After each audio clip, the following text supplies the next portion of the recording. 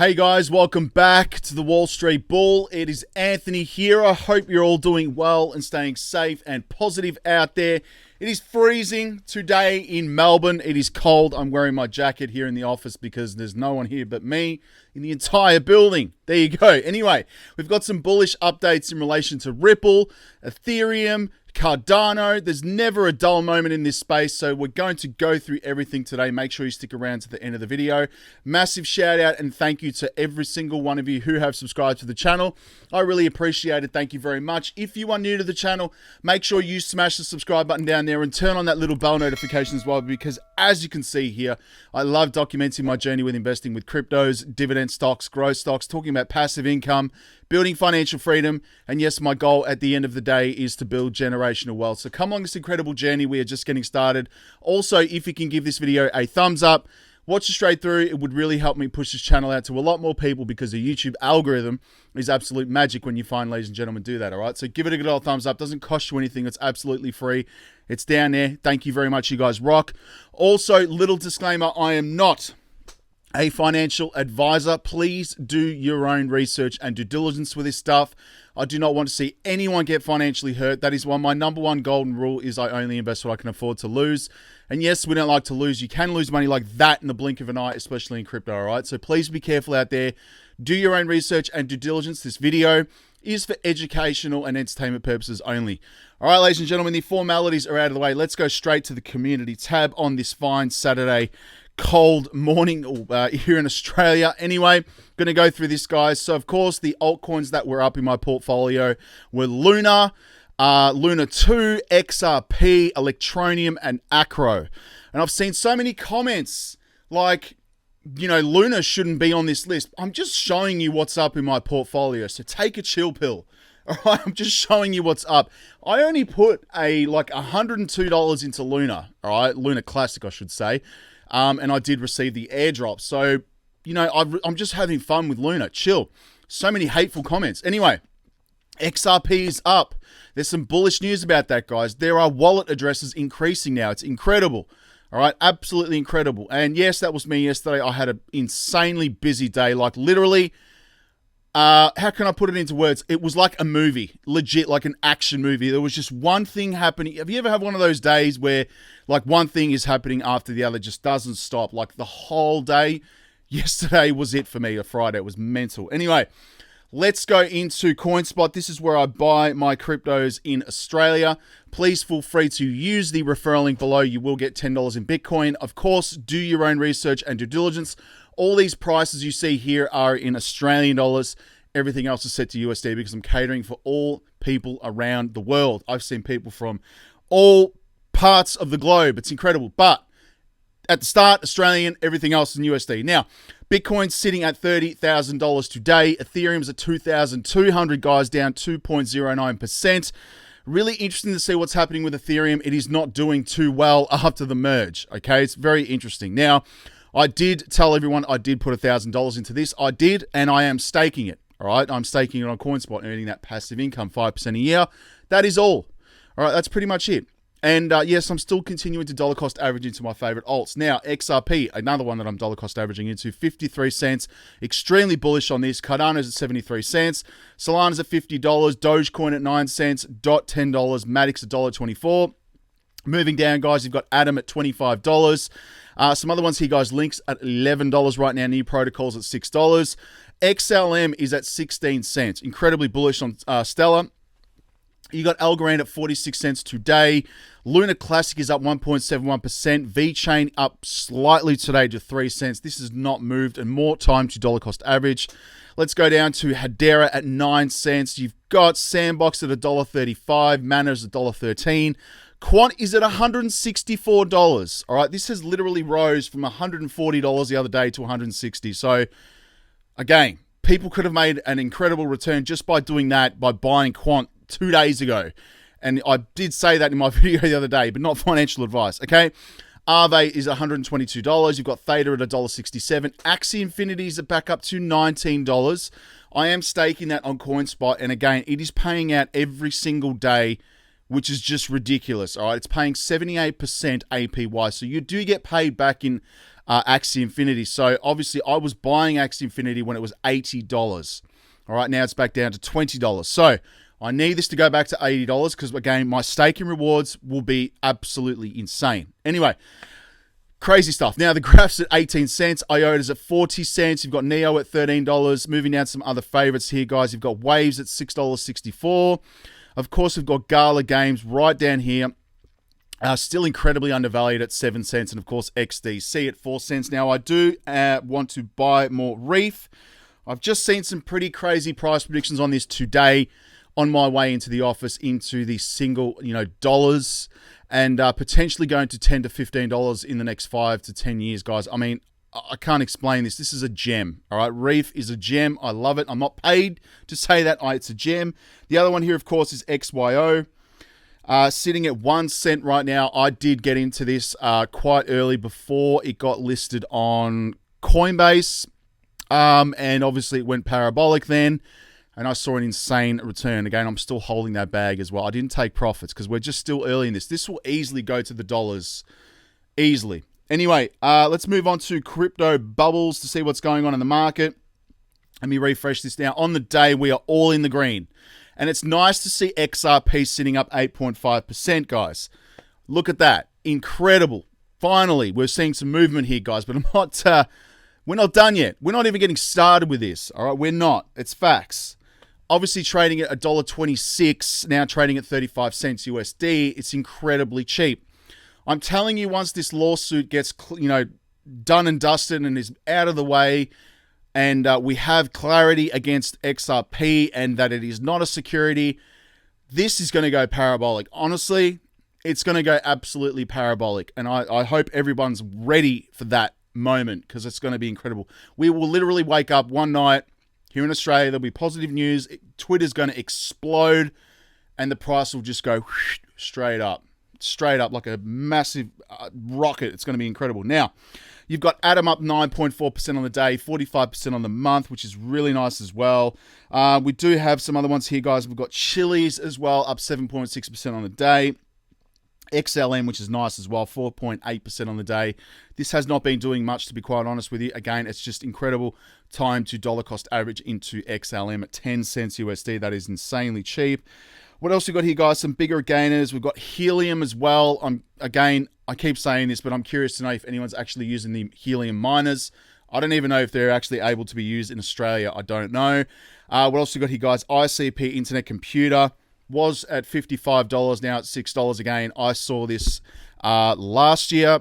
It was trading at 140 Australian dollars. So that has not even slightly recovered. But anyway, let me know in the comments below.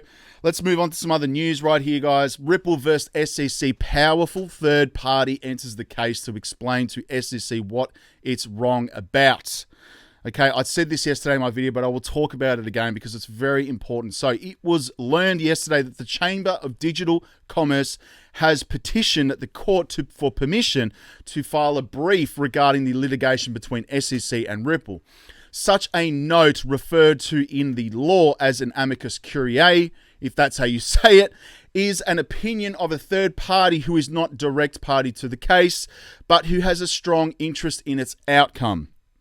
Everybody has a strong interest in its outcome, literally around the world, because this is going to be, the biggest decision in crypto, literally in finance ever. All right, it's huge. It's going to set a massive precedence. Okay, the Chamber of Digital Commerce is well known for, obviously known advocate of lobbyists for the new digital economy, having been involved with major cryptocurrency cases such as the SEC versus Telegram regarding the messages token right here, Gram. Not that I'm involved in that. I never was invested in that. In the press release accompanying the filing of the motion, the organization specifies that it does not intend to address the arguments of any of the parties or to advocate for any of them. The key issue of concern for the chamber is lack of clear and precise regulation of the issue of digital currencies and their appearance as investment contracts. They want clarity. So unprecedented unclarity.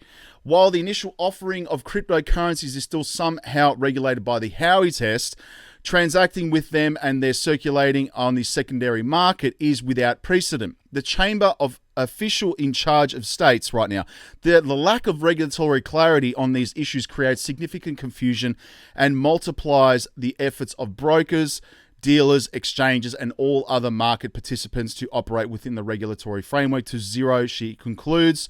Other pro-crypto advocates such as Johnny Deaton and Jeremy Hogan, legends, prominent XRP enthusiasts, have made similar arguments in their appeals to the SEC.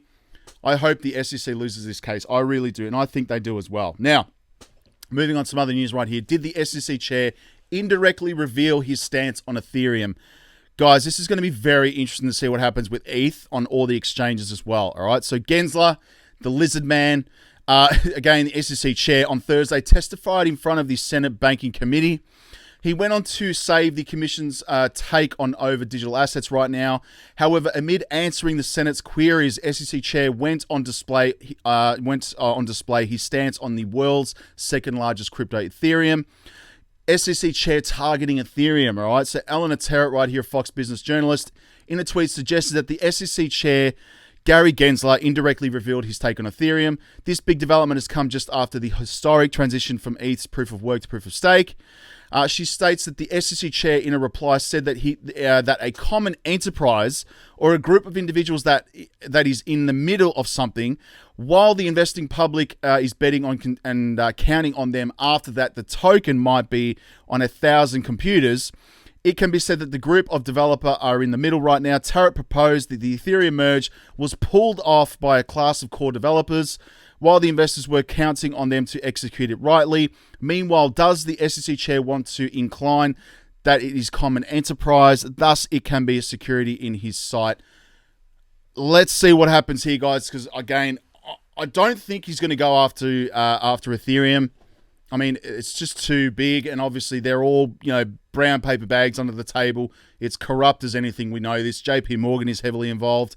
Gensler is just a puppet for these institutions, all right, and the Ethereum Foundation as well. It's just all corrupt, all right? It's been given the free pass. We know this. He's said it many times in the past before, but we'll see what happens, guys. Now, Cardano surpasses 50 million transaction milestone ahead of the Vassal hard fork. So again, ADA Network has recently surpassed the 50 million transaction milestone ahead of the widely anticipated Vassal hard fork, which is expected to deliver a massive performance improvement to the network, which again is incredible. According to the data of Cardano Blockchain Explorer, Cardano scanned the smart contract platform surpassed 50 million transaction mark recently after processing over 50,000 transactions per day over the past few weeks. The cryptocurrency community quickly celebrated the achievement on social media. The Vassal hard fork is a major upgrade that will involve several Cardano improvement proposals. As reported, the total market cap of ADA surged to briefly surpass the $17 billion mark ahead of the network's highly anticipated hard fork before the wider market downturn saw its market cap drop under $16 billion mark. So keep an eye on Cardano because there could be some gains to be had there. Again, we're very early. I've seen some predictions with Cardano to be in the 3 digits, all right, in the hundreds of dollars. So long term, though, not short term, long term with everything, all right? Cardano, I'm very bullish on now. Obviously, got some other updates here. XRP wallet addresses soar past 4.3 million as on-chain activities see remarkable boost. This is just the beginning, all right? So the total number of addresses, get out of here with your cookies, holding XRP Ripple's native token has hit a milestone of 4.3 million. The asset attained its landmark despite the unique challenges its steadfast crypto winter that has brought several assets to shocking lows. In as much as XRP has not been spread in the onslaught right now, its recent feat highlights the asset's growth in these troubling times. All right, this is incredibly bullish, and it has remained in the top cryptos literally, even though there's a stupid lawsuit going on against it. Just goes to show how big XRP will be once this case is over. Be ready. Be ready.